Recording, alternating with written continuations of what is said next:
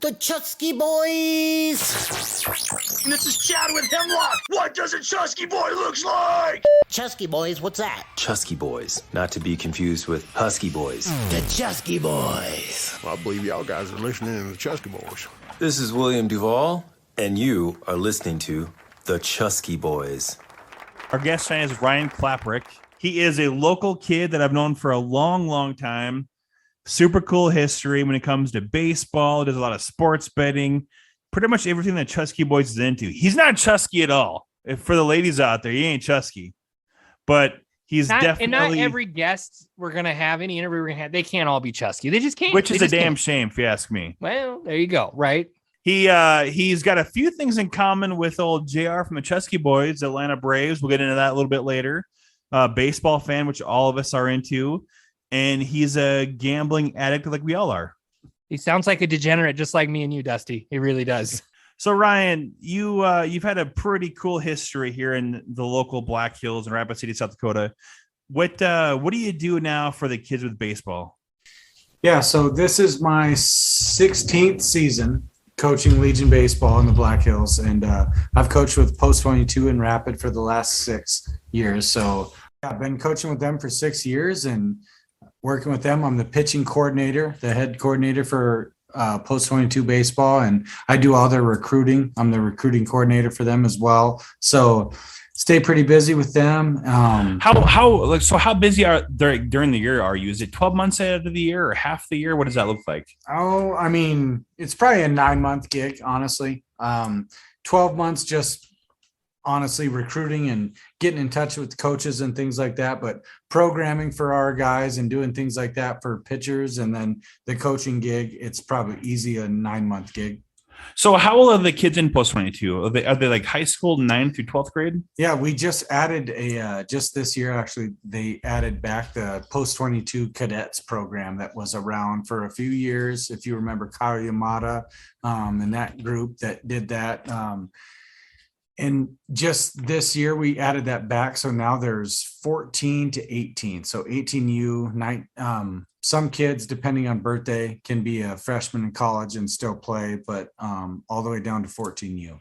How many pitchers do you guys keep on in the team, or on the like?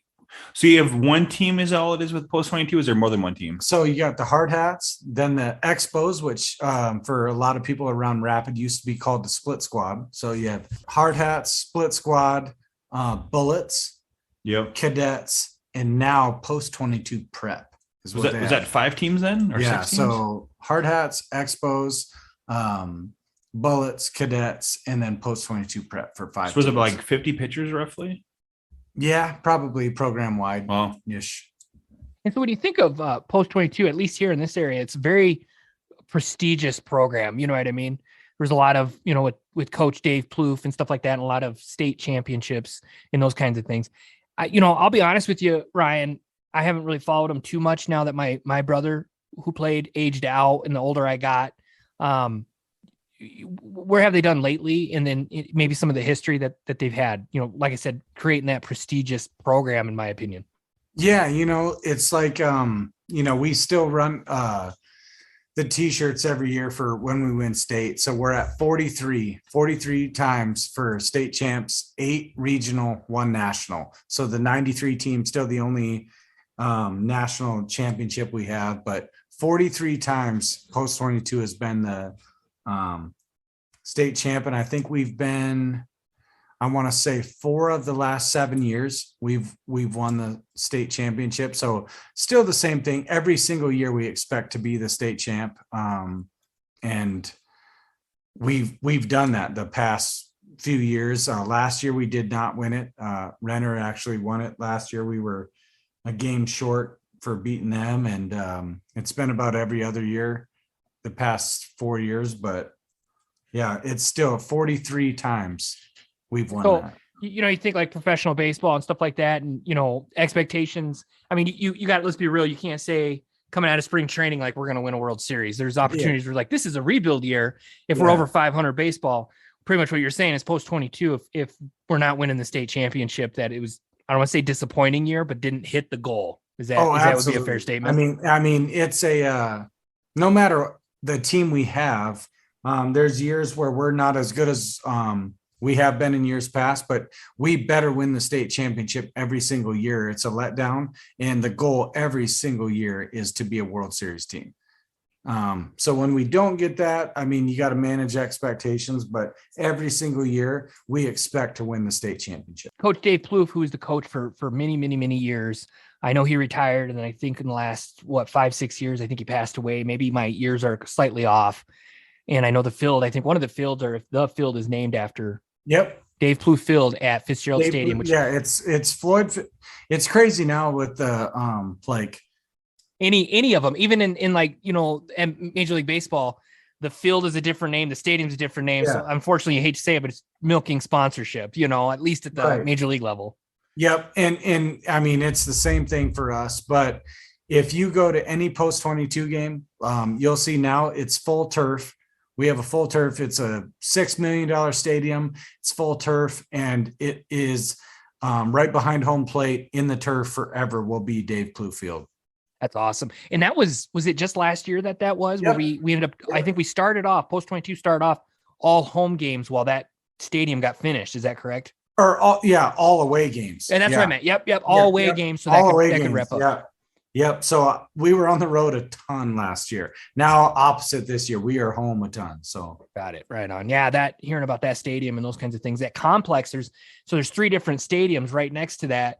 And by far, Dave Plouffe Field at Fitzgerald Stadium is bar none the best of the 3, correct? I mean, it's insane. Like we've had colleges come there, scouts come there. It is unreal. Like it is a minor league stadium for a high school. When I show pictures to college coaches for where we play and different coaches from around the region, it's unbelievable. And I think it all goes back to just being a very prestigious program. You know what I mean? And what comes with those kinds of things. And yeah, so that's awesome. So you mentioned one of the teams is called the Hard Hats, right? And I want to say that that's the top team. If you break it down to college, it's our varsity team, right? The best of the best play on that team. Do they still wear hard hats? And then where did that tradition come from? So, not just the first baseman, which I think that has really gone away, hasn't it? I mean, I think John Olerud did it. Yeah, John Olerud's the one. Obviously, people our age always think John Olerud with the Mariners and in that. But it's funny. People always ask me, where did the hard hat tradition come from? Everywhere we go, and we still wear hard hats. We're like the only team that does it, and people always ask where'd that come from. And honestly, it was because Plouffe did not want to pay for hats every single year. So it was actually like people think it's a safety thing or anything. Honestly, Dave did not want to buy a new hat every year for every kid. So he was like, you know what, let's just get them a hard hat and then they can kind of reuse them every year and it'll save us money in the long run. And that's how it started. So the hard hats are pretty rare. You don't see many of those out there. It is such a huge thing. Like we're the only ones that wear it. And for kids in our program, when they work their way up to get that hard hat is a huge accomplishment. Then they have to give it back at the end of the season. I was like, do they give it back then? They don't get to keep it, correct? I mean, or has that changed? Seniors keep it. Seniors do keep it. Okay. Seniors keep it. Yeah. That's cool. Right on. Well, speaking of seniors then, how many kids, you've been here for 6 years, you've seen several hundred pitchers come through the ranks. How many kids have gone on to play baseball after post? I mean, I would say if you had on average 10 kids that were seniors, you would have probably a 40% chance that they would go. Honestly, every single one of our kids could go play college baseball somewhere. I would bet that 100% of the kids that come through post 22 could play somewhere. It's just if they want to play and where they want to play. They could play at an NAI level, but maybe they don't feel like that's worth it. So they end up going to like we had a kid a couple of years ago. He didn't want to play at an NAI. So he ended up going to Northern Colorado or University of Colorado to finish school. Sure. Just because he didn't want to go to an NAI when he can go to a D1 academically and things like that. And for some of us who aren't so familiar with the collegiate and stuff like that, what's the difference between the two? So you got D1, obviously. I mean, in football, which a lot of people base it off of, you got your Power Five, like Pac-12, ACC, SEC, Big 10, Big 12. Those are your Power Five schools. It's the same for baseball, but baseball is so different where you just have if you watch the super regionals and things like that, you get the Dallas Baptists and things like that are a powerhouse in baseball. So, but Division II has really taken off in the past few years. Junior college level is huge for a lot of our guys. So D1, D2, D3 is non-scholarship. So if you go D3, they're not offering you scholarship. It's all academic. NAIA obviously is a big pull around here. And then the junior college is huge for a lot of kids around here. Gotcha. Very cool. So speaking of seniors, then you've had a pretty well-known senior get drafted by a very well-known MLB team who I think JR and I, neither one of us really like them very much, but can you talk about that a little bit? So Cooper Bowman was obviously like next level athlete. And it's kind of a crazy with his story. He was offered a half ride to Hawaii. So we couldn't get him like Minnesota, Washington State, all these places that were kind of around here that we played. They wouldn't really offer him a lot.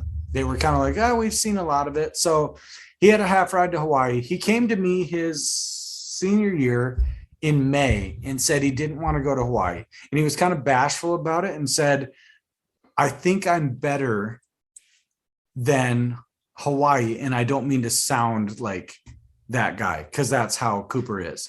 Yeah. So I was like, okay, well, I think you should go there because I don't know. I mean, at this point, we don't know. I think you're not going to regret spending half a semester in Hawaii. Right. I can guarantee it. It's like, yeah, you're not going to be like, boy, that sucked. I shouldn't have gone to Hawaii for a year.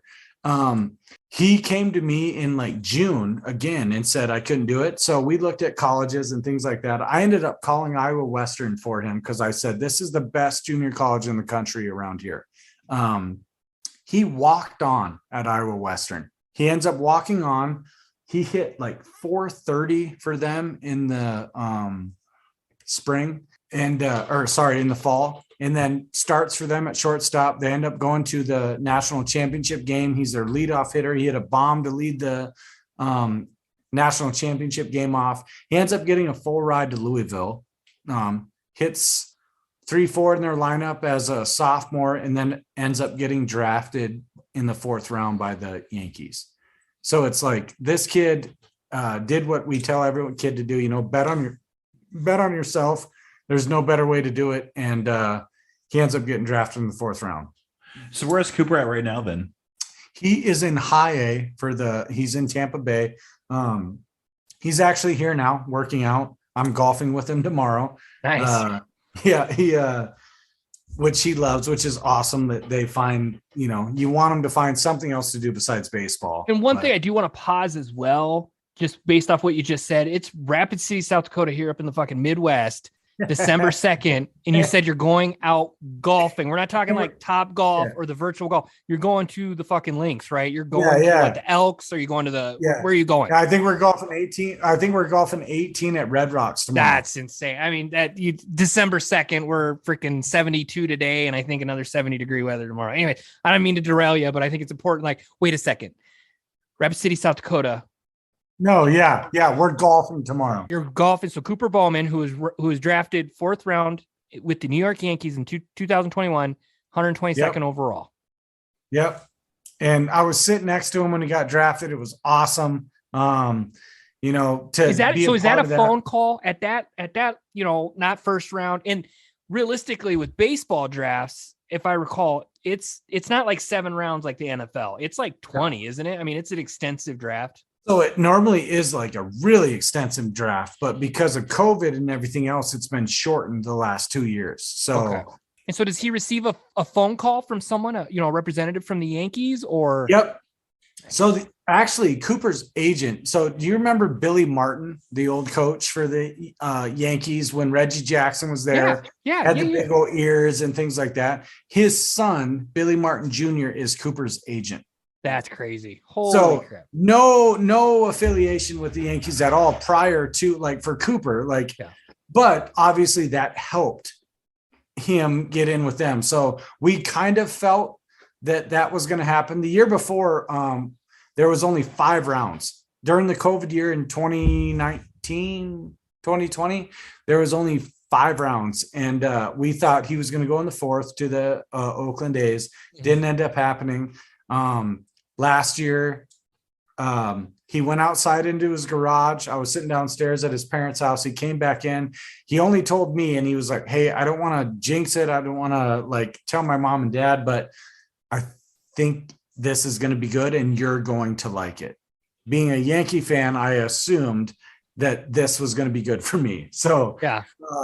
And then, watching it and just being a part of it was just, I mean, for a coach, it doesn't get any better. No, absolutely. Yeah. And so he's an A currently in Tampa Bay, also a bad place to be playing ball at. Yeah, you know what exactly. I mean? Hawaii or Steinbrenner Field. Yeah. Insane. And of course it is. I mean, as an Atlanta Braves fan, as you can see my gear, I showed you the bobbleheads earlier, right?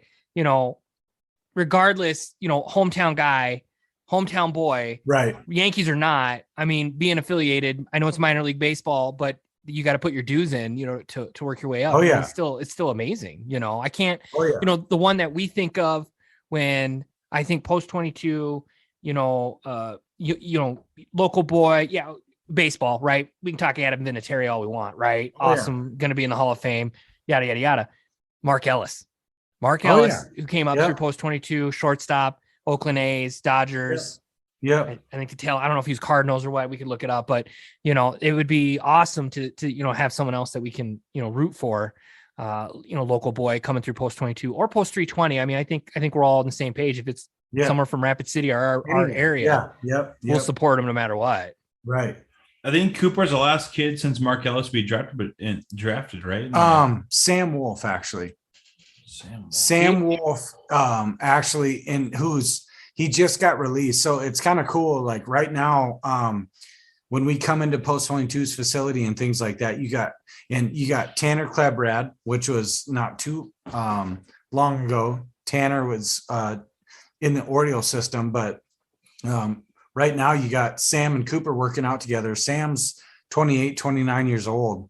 But Sam works with like the pitchers with me. I'll ask him to help me out. He'll show up, and he was with AAA with the Giants last year. Yeah, I'm looking at I pulled him up right now, and I didn't know about that. So that's awesome. It's awesome. It's so Jeff Andrews, who played for Post 22 a long time ago. It's so cool for me to like sit in there sometimes. Like this year, about a year and a half ago, I'm sitting in there. Cooper's hitting. Jeff Andrews, who is the minor league instructional coach at the time for the Rangers. He's now the Frisco Rough Riders AA pitching coach for the Rangers. He's in there. He's a 22 alum. Kelvin Torvey, who played with the Twins, is our head coach. And Tanner Klapperich, that was with the Orioles, is in there. And then Sam Wolf, who's in AAA with the Giants, is in there. All of this is like at the same time while I'm trying to work our guys out. Insane, man. That's wow. That's crazy to think about. And it's tough. I mean, you always hear from kids interested in professional sports and, the true numbers, like the chance of you actually making it to the show, either MLB, NBA, NFL is not in your favor by any means. And being able to get to that point, even, being drafted, being affiliated, hopefully Cooper gets to the show for sure. You know what I mean? Hopefully it's not for the Yankees and it's another team, but that's beside the point. That's some personal feelings there. Right. But I mean, that's amazing to think about, man. And you being part of that, I mean, that's gotta make you feel good. Cause that's what you're there to help them do, is to be a good people. Don't get me wrong, be a good person, but also the best baseball player that they can be. It's crazy to be blessed with that. Like, I played in Sturgis and, played Division II baseball at University of Marion Bismarck and start coaching. And this is my 16th year of coaching, and come all the way from, I've coached at Sturgis and 320 and now 6 years at 22, and kind of coming full circle with that and seeing all the kids around here. And honestly, like it's unreal to see guys like Cooper and to be able to be blessed enough. And the Branson Keel kid from last year, I mean, I had a scout calling me every day on that kid. He got a full ride to Utah. He's throwing 92 to 94. I'm blessed to be a part of that. And it's just cool to be in an area where they're like, oh, you're in Rapid City, you know, to have scouts call you and be like Mark Ellis and list all these names and they're all from the same spot. Oh yeah. So it's I'm pretty blessed to be in the position I'm in. What was your trajectory? So you kind of mentioned that a little bit, coaching for the last 16 years. Yeah. You know, how, and you said, was it the last 6 years it's been here with Post 22 in Rapid? Yep. Where's the other 10 years? What does that look like, Ryan? So I started, Nick Ewing is still he's the varsity assistant coach. He played for Post 22, ended up going to Nebraska and then playing at North Carolina Campbell. He was my head coach at Sturgis. My cousins all played for Post 22. I had, after my 15-year-old year, had thoughts of going to 22 because of that and things. And he ended up being the head coach at Sturgis. And it was like, holy cow, I got this guy that he was 22 years old, just got done with Division I baseball. Him and his brother, Jess, started at Sturgis. And I was blessed to play for them for 2 to 3 years. And then I was still playing college baseball. And Nick called me and said, I think you would be a great coach. This is something I think you should do. Came back, started. I think my first job was like $1,000 to coach for the entire summer. Yeah. And started doing that and just did that for like 6 or 7 years, ended up leaving Sturgis, had planned on not coaching anymore. Paul Poole got a hold of me. You know, he had moved from Allen. He'd coached Kyler Murray and all these coached against, Matt Stafford and, Clayton Kershaw, all these guys, you know, from, in that Dallas area. He was the Dallas Metro coach of the year. So I had no interest in coaching at 320, but then this guy calls me and I'm like, oh, okay, well, I'll be his assistant. Yeah. So I ended up being his assistant for 2 years. And then when that got over, Mitch Messer at 22 and hers and those guys and Nick had been contacting me a lot to play or to coach with them. And at first I was like, I just, you know, signed up with Paul. I feel good about what I'm doing with him. And then about a year later, I just felt like the board and the way things were going was going to go south, which it ended up with 320, happening. with Post 320. Yeah, with 320, which ended up happening. And they ended up firing Paul, which was one of the biggest mistakes they've ever made. They got rid of him, and I kind of saw the writing on the wall and got out a year before that happened and jumped over to 22. And so, I mean, 16 years I've been in. I mean, that's after playing for 4 or 5 in this area. So for the last 21 years, this is what I've been doing. So you mentioned earlier, it was a 9 months out of the year kind of thing for coaching and the coordinating and recruiting for Post 22. But that's not your only job, right? So I had the opportunity, before we started recording, about your other job looks like. And you're a associate scout for the 2021 World Series champions Atlanta Braves. Is that correct? Yeah. So I actually text our area guy that it is no surprise to me that the year that I sign a contract, we win the World Series. So, I mean, no surprise at all to me. Now, you also mentioned earlier, not the best news. Do you get a World Series ring though? Yeah, I did not. I begged for one. And he just told me, you follow the area guy around enough, he'll drop it. I can pick this up. But how do you land something like that? You know what I mean? Like, how do you end up being an associate director for, I mean, something has to do with tying in with the coaching that you're doing for the area, right? The history that you have with baseball. But how did that come to play, man? So honestly, coaching at Post 22 is a huge benefit that I'm blessed to coach the players that I get to coach. Like Cooper is a once in a lifetime player. Generational talent, right? Is that what you're saying? He's a generational talent. Yeah, he's a generational talent. Like I'm watching him in the state championship game. Kid hit a line drive and he's playing short. He's running towards center field and he jumps up and he bare hands it out of the air. And the entire crowd is like in awe.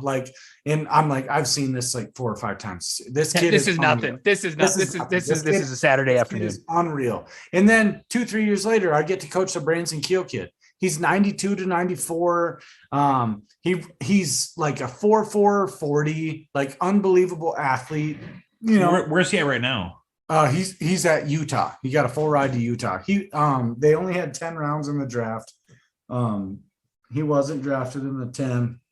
He could have been if he would have wanted the money that they were going to offer him in the 9th or 10th, but he didn't. But he's on a full ride to Utah. So it's like those type of player comps when scouts and things like that are calling you within a few years on that. And then everyone else we get to play in this region, they're like, oh, Post 22 is the premier program. We should probably have a guy embedded in there, being able to scout the talent. Embedded in there. In the Braves were one of the first ones.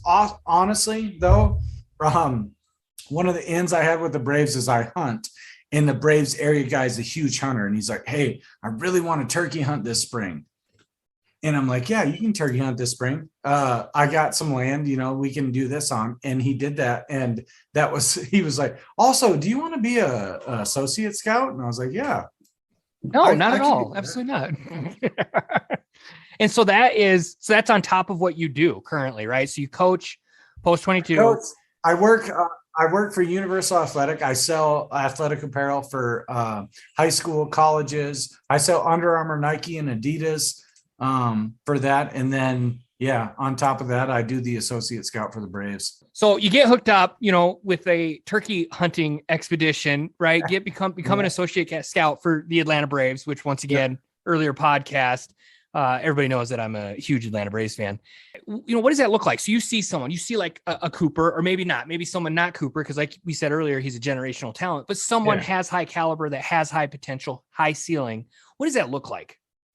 So honestly, like there's a kid right now at Omaha. His name's Cam Koziel, and he's at a Millard South High School in Omaha, and we played him this past year. So it's like, it's good for me to see player comps. Like I see Cooper, and it's good for me to be like, okay, well, how do you stack up next to Cooper? So I see this kid, he's a sophomore, Coastal Carolina, Vanderbilt, Tennessee, all these schools are there to watch him while we're playing. And I'm like, I should probably call the Braves on him. So these are the type of like, it's so good for me to see the type of like, this is the level you need to be at for major league teams to call in.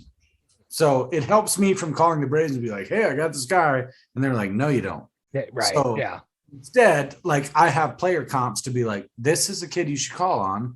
And that's kind of how that starts. Like I see kids like Cooper, generational for Rapid City, but we might go to Minneapolis and I might see a kid from Minnetonka that I think, or we go to Millard West or Creighton Prep and I see a kid. And then, so what happens is I call our area guy takes my notes and then comes and sees that kid. And then the process goes on from there. The Braves will either be interested or not. And obviously the ideal position for me is I call our area guy. Our area guy calls our national cross-checker. Our cross-checker comes and sees the guy I recommended and then go, oh yeah, this Klapperich guy knows what he's talking about. Yeah. And then what does that do for you? Like if they end up drafting somebody or someone you pick, does that necessarily matter for any sort of compensation for you? Or I know it's doing a job well done, but does that tie into how you're paid? Yeah. So basically associate scouts, how it works is we recommend a guy if they sign. So if a guy signs with the Braves, mm-hmm. I get a small amount of money. Mm-hmm. As he moves up in the Braves organization, I get bonuses as that goes on. And then if he signs a major league contract, that's when I really get paid. Gotcha. So almost like a finder's fee that keeps on paying depending on how, if they continue to move up. Depending on how they do. Yeah. So it's hard in South Dakota. Like I not only have to find a guy good enough to get drafted, but he also has to sign with the Braves. And it's got to be the Braves. I mean, that's a 1 out of 31 chance, you know what I mean? Just based off all the other. And so is there a lot of other scouts, associate scouts like yourself in the area that you're aware of other teams, Marlins, Yankees, et cetera, et cetera? Not really. Not in South Dakota. You know, honestly, there's another associate scout, I think in Sioux Falls, maybe for the Braves, but There's not a lot. Really? But they're both the Braves. The ones that you're familiar Yeah. with in South Dakota are the Atlanta Braves. So what's crazy is my assistant coach in college. I had no idea about this. I posted something about being with the Braves. My assistant coach texts me and says, "Welcome to the club." Now I played with him. He was a senior when I was a freshman, and now he's a high school coach in Bismarck. He coaches Legacy High School up there, and he's like, "I've been a Brave Scout for like 5 years. Welcome to the club." I had no idea. So now me and him are both he's the North Dakota guy, I'm the South Dakota guy. So that's insane, man. Is there like a monthly compensation that they do give you, or is it really just strictly based off of finding? Like you get enough. I get Braves gear, which I appreciate. I follow the Braves far more now. And like my mom did, like the national cross checker will honestly call me and be like, "Hey, what size is your mom and your wife," and things like that. And they'll send me stuff, which is What size is them Chusky Boys? Big. like, honestly, you give me your sizes and they will send me some stuff. That's the biggest pull I get from it with just the connections. Honestly, the compensation is not, when you're in like the area guy that I report to, this is how he started. You don't get, it's not a big compensation. It's not a big dollar amount. It's the ability to have the ins like in the outs with. I love being able to tell our kids, like, I don't know if the Braves are going to take him. Like, I got an inside track on that. I don't think they're going to take him. Yeah. It is sweet to like have kind of I can call a guy and be like, "Oh, what do you think of Acuna? What's Albie's doing?" And they're way more involved. I mean, they're getting rings. They're doing that when they win. And I love that. I appreciate the ability to do that. Yeah, absolutely. I mean, I don't want to say falling into your lap, dude, because it's not like they're just going to give it to anybody. There's a reason that you have an eye for talent. And of course, a baseball person at the core. It's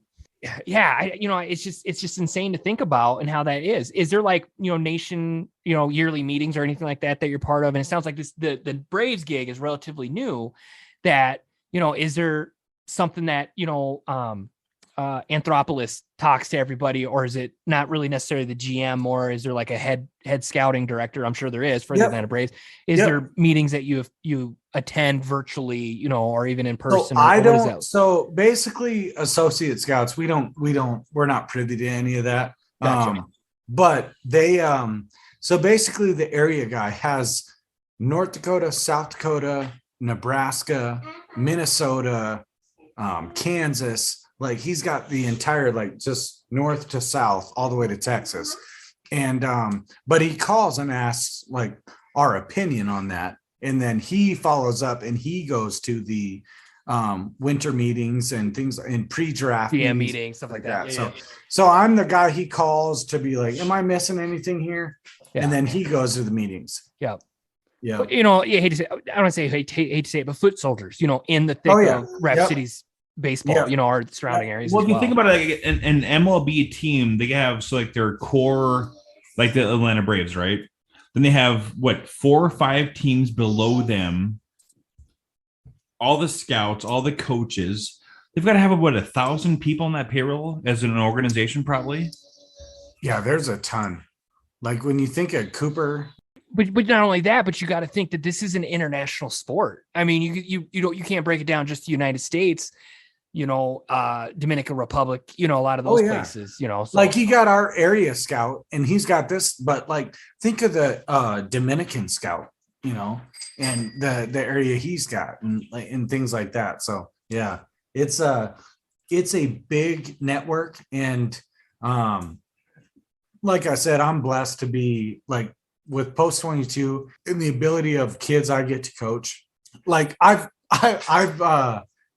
I've got to coach all sorts of abilities from Sturgis and 320. And I've got to do my due diligence on how to make the best out of what I've got. And being able to coach at Post 22 and the caliber of kids I get to coach now. And then teams we play and getting to see the level of talent we get. And like, honestly, like getting to call the break, like, I think so much. I wish I was the kid that somebody got to call and say, "Hey, Braves guy, you should," and get a card from a Brave Scout. Like I get a card which is the coolest thing you get to be an associate scout. And I get to hand it to a high school kid and say, hey, I'm sending you into the Atlanta Braves. He thinks I'm like God-given, it's like, oh my God, this is the best.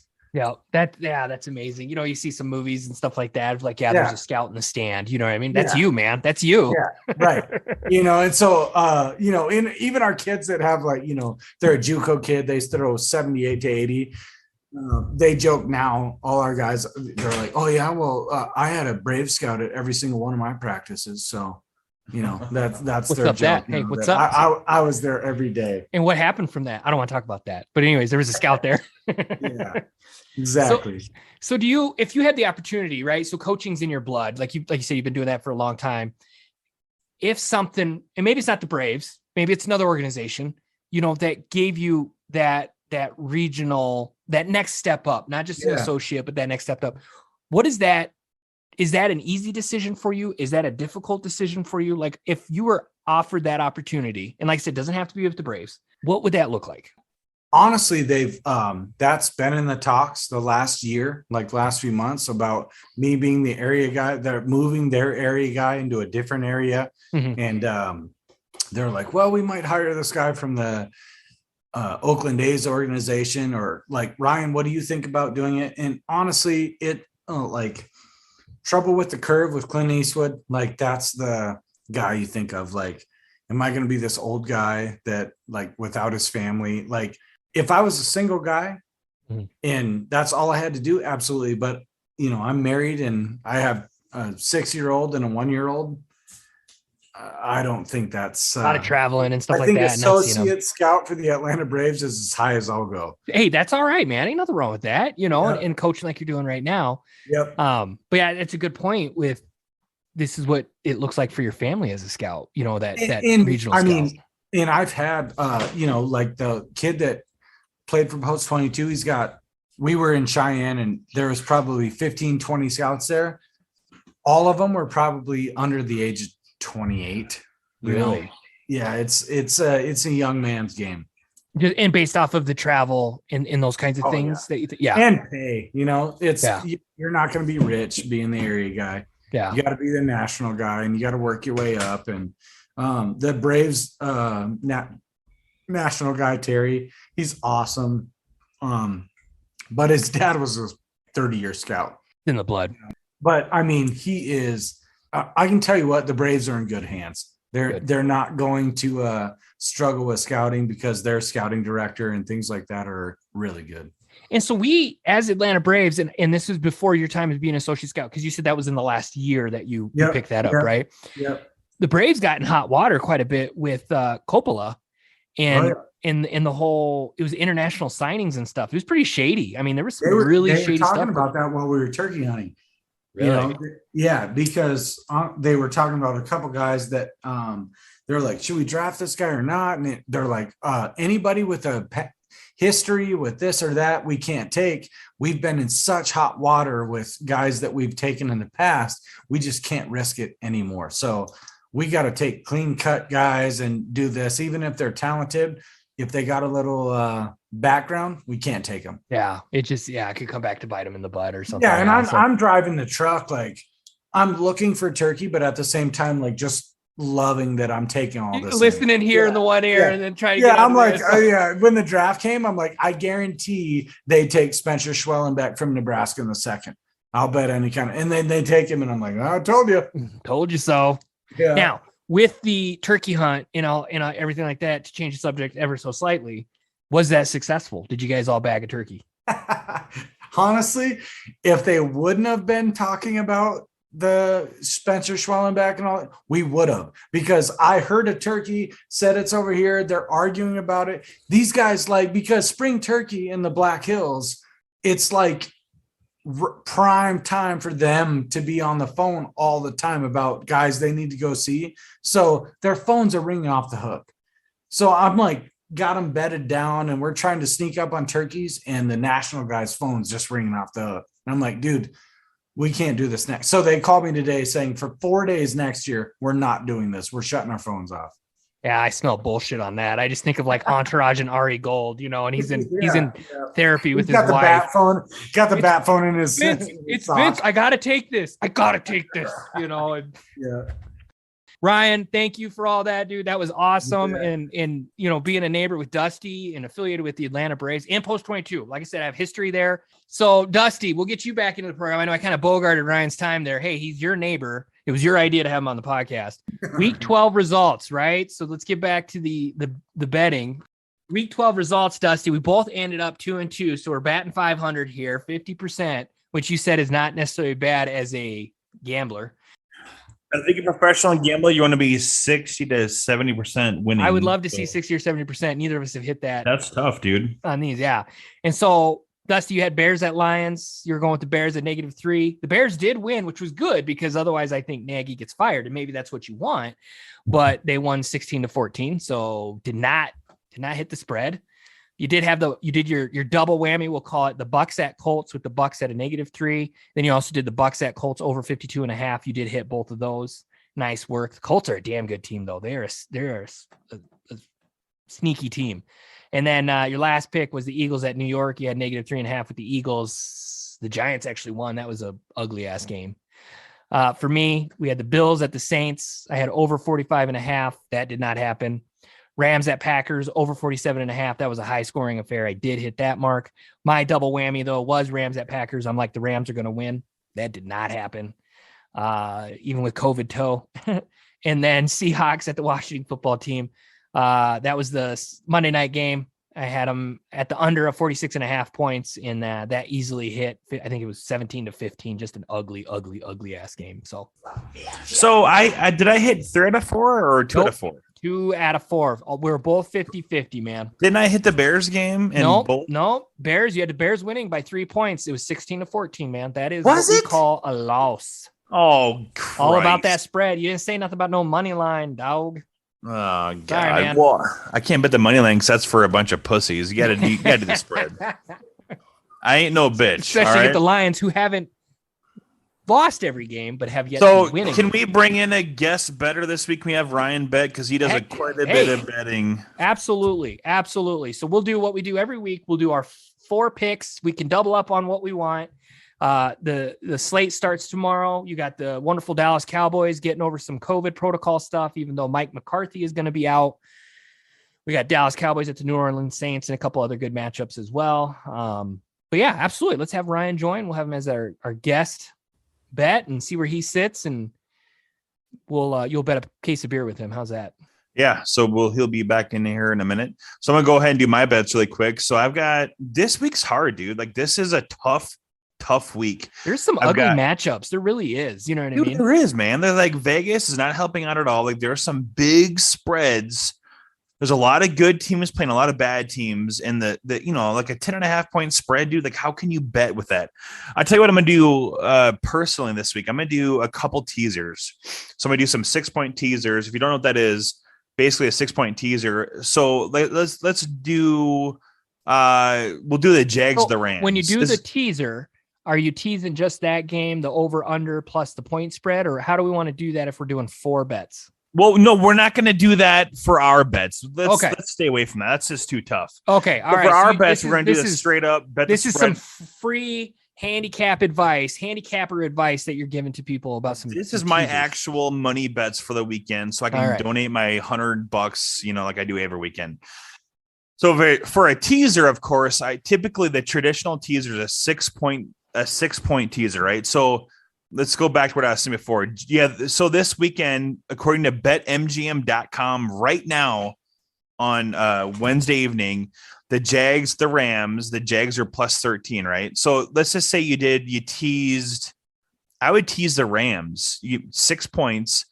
So instead of a plus 13, it'd be a plus 19, right? So the Jaguars, as long as they won by 8, or as long as they only lost by 18 points or less, or win outright, right? Or win outright. No, of course, yeah. So anything from losing by 18 points all the way up to winning, right? That you're going to be a winner there.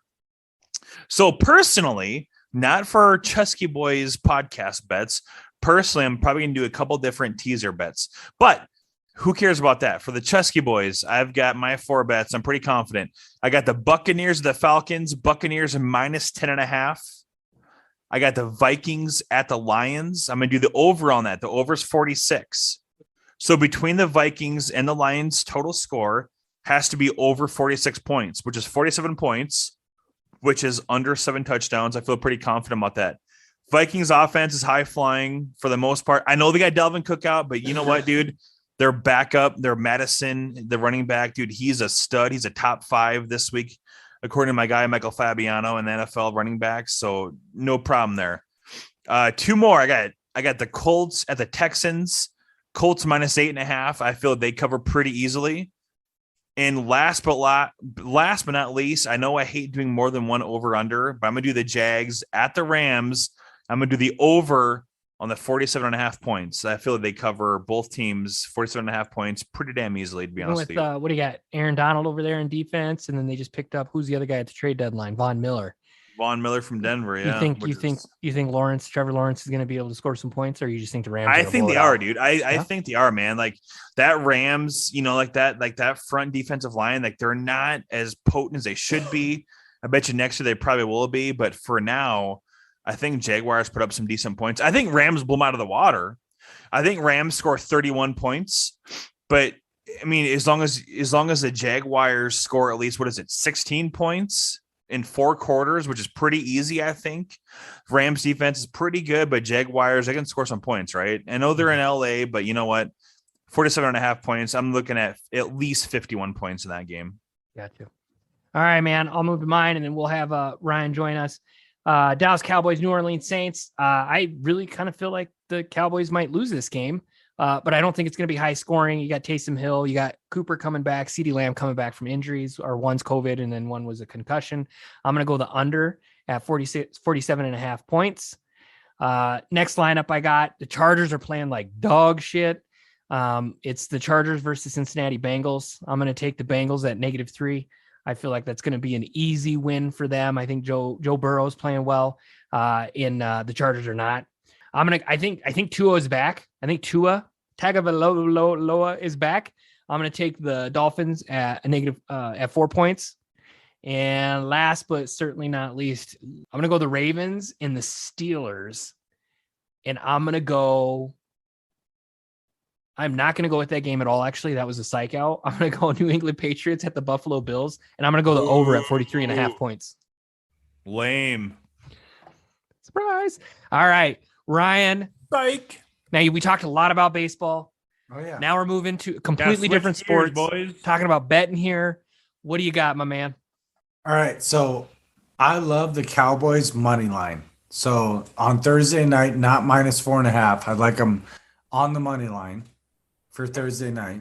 I would reconsider that bet since we have a couple Cowboys fans on the broadcast here. I'd reconsider that bet. Braves, Cowboys. I'm tired of it. Yeah. Twins and Bears. I'd be tired of that shit. Cowboys money line. Let's move on. Cowboys money line. Cowboys money line. Dolphins are a huge -4. I think Daniel Jones is out with the Giants with the neck injury. I think the Dolphins have been like underdogs all the time this year, with obviously people picking against them. I think -4 is good. I think they win by a touchdown. I seen today that Tua has better numbers than Kyler Murray had 2 years ago when he was a rookie. Right. I believe it. And he's hooking up with Weddle like it's nobody's business right now. It Yeah. looks like Gaskins is back. And that defense is playing with a chip on their shoulder. I think they're pretty good. I think the Vikings over the line. Give me a touchdown versus the Lions any day. I'll take that. So yeah, Vikings -7. Yeah, Vikings -7, and then for our novices out there listening, we have tens of thousands of listeners every week. Thank you for listening, by the way. They might not understand that. So we got the Vikings -7 over the Detroit Lions. Sorry, Todd. Last one, Colts over the Texans. What's -8.5. Colts -8.5 over Houston Texans. So Colts need to win by 9 points. That's a lot of points. I'd buy it to 7. They might have the best running back in the NFL. They might have the comeback player of the year in Carson Wentz as a quarterback on their team. So that's not, I wouldn't say a smart bet, but I'm not very good at betting. So I was what like, the hell do I know? are any of them truly smart bets? Buy it down. I would just say this. Ryan, thanks for being on, buddy. Talked a lot 6-point teaser. Talked a lot about 6-point teasers. The Atlanta Braves, they might have won the World Series this year. I don't remember if they did or not. Talked a lot about sports betting. But Ryan, let me ask you a question. And this is a really serious question. We need to figure this out for our podcast listeners. If you're not husky And you're not chubby, what the hell are you? Chusky. Hell yeah, Chusky. Hey, you're still part of the crew, man. You're an honorary member of the Chusky Boys. You skinny, Appreciate it. and that's okay. You ain't Chusky like me and Dusty over there. But I'm like I working said, on it. honorary member. It's winter season. Put a little weight on, right? A few Keep more of the these warmth. Bel Air Chiladas, he Yeah. might get Chusky before the end of the I'm winter. working on it. Ryan, thank you again for this Yeah. very impromptu interview. Was this episode 6, I think? Episode 6 in the books. There it is. Peace.